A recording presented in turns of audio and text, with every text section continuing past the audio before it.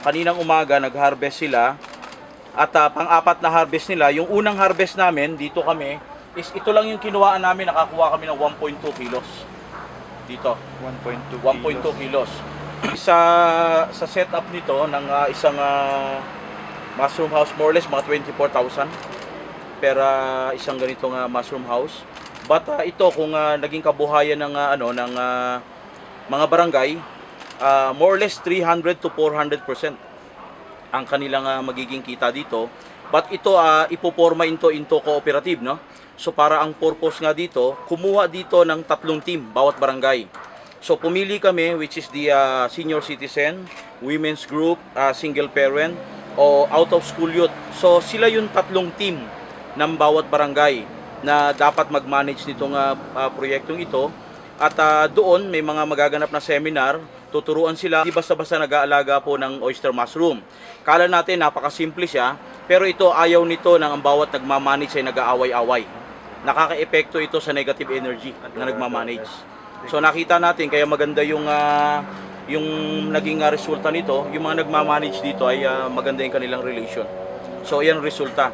In how many days lang, last week lang namin to inilagay. Ang nito, ang matatapos ito, conservative niya is 4 months, no?